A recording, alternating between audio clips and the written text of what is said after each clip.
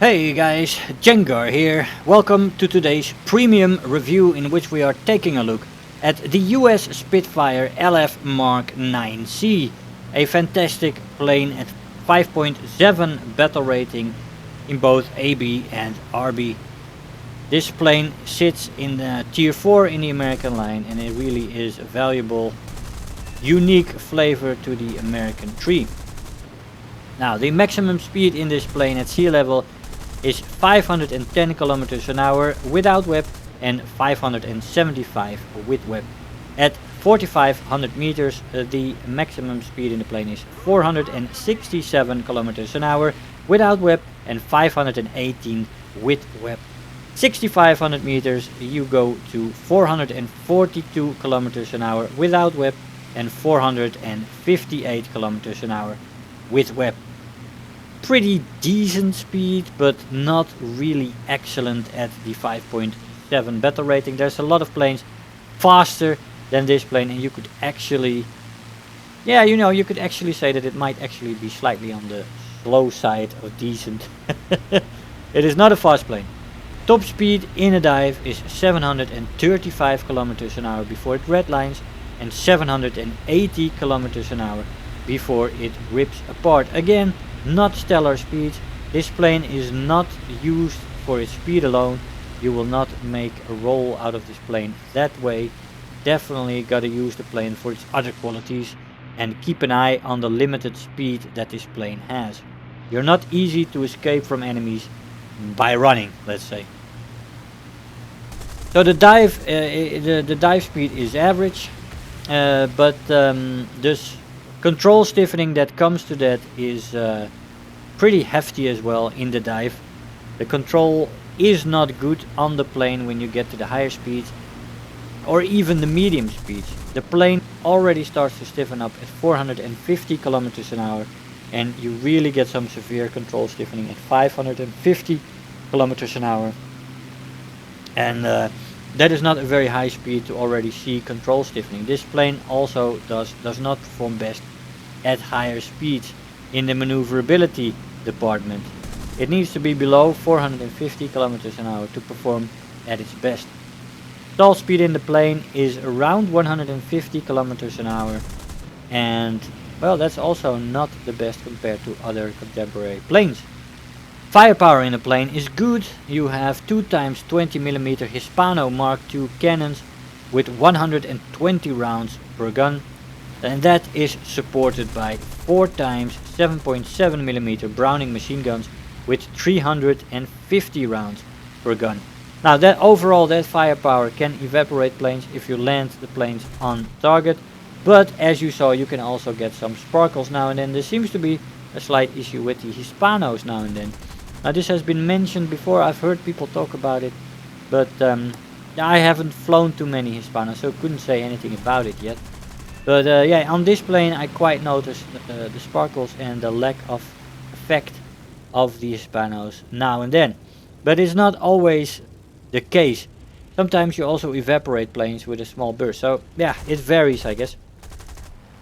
Firepower good, ammo load decent. I would call the ammo load on the machine guns is quite nice, and on the cannons is on the lower side. Acceleration in the plane in a straight line is excellent, and in a dive it's very good. This plane really shines in the acceleration department, and that is very good in stall maneuvers. Even though the stall speed isn't the best in the world, the acceleration does make up for it and makes it possible to keep the energy in this plane up very nicely in vertical maneuvers. So that is very nice about the plane. The energy retention in the horizontal is decent to good, and in the vertical it's very good. The energy retention really is good and makes very good because of the excellent climb rate in the plane. That's why this plane really shines in vertical maneuvers, and I would use them a lot if I was you.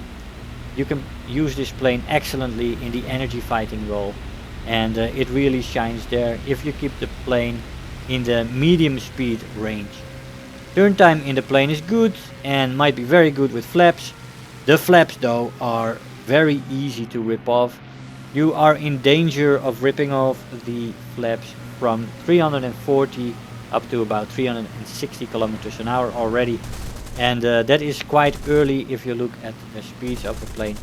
So use the flaps with caution, especially if you think you're going a little bit faster, you're going down on a vertical maneuver. You already, because of the acceleration, you pick up speed very, very quickly, and you rush to 350 with ease, and thus you run the risk of ripping off your flaps if you still have them on.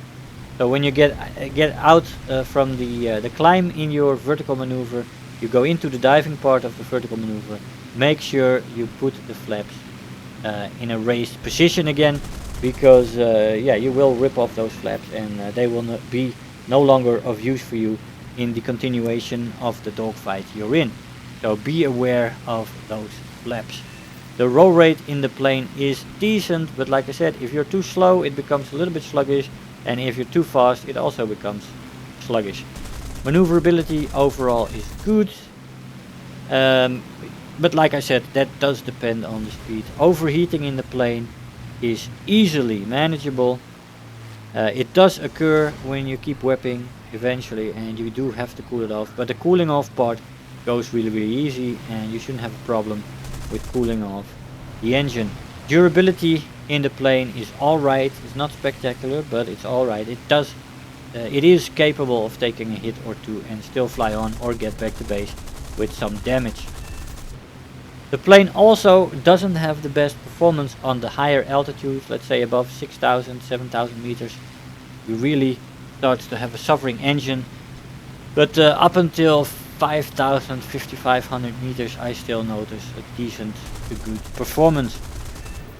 Keep it below 5,000 meters though for its best performance. Preferably between 2,000 and 4,000 meters. All in all, a very enjoyable plane that can perform for you, but like I said, you gotta be very aware of those behavior characteristics on too high of a speed and the amount of maneuverability you lose. I did have some matches, 2 matches actually, against the Japanese, where I got killed by the same A7M pilot. That was very frustrating, but it was a good lesson actually, because I thought, hey, I'm in a Spitfire, I can compete, but you can, but you need to be in a certain speed range. And if you're not in that speed range, if you're too fast, this plane stiffens up, and something like an A7M1 or an A7M2 can easily outroll and outmaneuver you, get on your 6 and just shoot the crap out of you. And that happened to me. I wasn't too happy with it, but it did teach me a thing or two about this plane. And yeah, after that the performances did come, and it's a good plane. But you gotta be aware of its limitations. It is also a very nice plane, of course. The Spitfires are iconic, and I love the looks and the skin of this plane. Fantastic. Very enjoyable. We already ended up in the AB match after that Ace RB match, which we turned around really nicely. We were in a 4 versus 2 with me and a bomber left, and we managed to turn the match around in the RB match. That was very nice. And in this AB match I decided to keep the plane between 5,500 meters and 4,000 meters and maneuver in that range. The plane still performs there very well, and it's less limited by its limited top speed in dives than in RB, of course. But very, very enjoyable fly this plane. You feel very much in control in the Spitfires.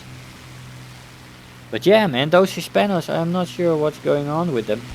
I've had some very strange results and mixing results with them. Some devastating shots on people, but also some shots like on the first plane that I attacked in the RB match, where I got that long burst and a second long burst on target where we only got sparkles.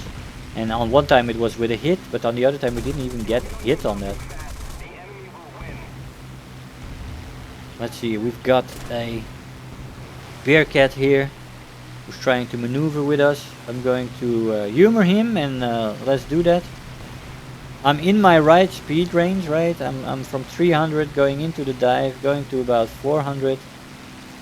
these are the ideal speed ranges for this plane, and not many planes will be able to outmaneuver this plane. We just ran out of cannon rounds before we could get and there we have cannons back there. Really devastate that guy. Ooh, that guy is more than a kilometers away. I think he started firing at 110. 1 kilometer and 100 meters, 1100 meters. There he goes. He managed to stall himself out right underneath us. That's nice.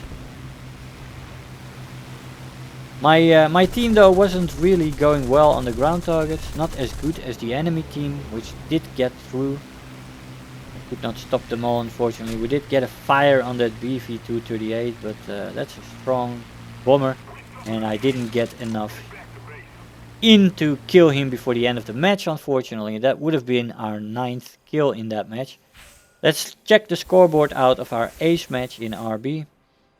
We got Final Blow, Survivor, and Terror of the Sky.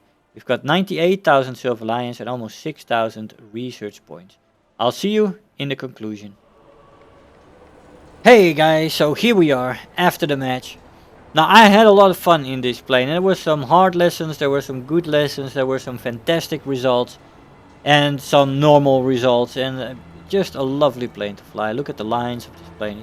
It's just a lovely plane to look at, and it does offer something unique for the American tree, which mainly consists out of boom and zoomers. And a Spitfire like this in between them can really give you a flavor of something else, and might get you enthusiastic to play the British tree as well. But I really love this plane. It is good, it is effective. I just am somewhere the mixed feelings with the Hispanos. You get some mixed results from that at the moment, but let's hope they look at that, because Hispanos definitely are not the best 20mm cannon at this time. But still, all in all, I think the plane is worth it for all that it does offer, and the guns are effective often enough for it not to be a major issue for me in the end. All in all, I would definitely recommend this plane if you want to buy a premium in tier 4 for America. This is one of the best, and it is also one of the most flavored and different from those options. So yeah, I would say go for it. Anyway guys, I hope you enjoyed the video. I want to thank you all for watching, and I'll see you guys next time. Bye bye. If you're new here, make sure to hit the subscribe button, become part of this community. If you are already a subscriber, don't forget to like the video, do leave me a comment, and if you really feel like helping out today, make sure to share the video with your friends and let them know about the channel.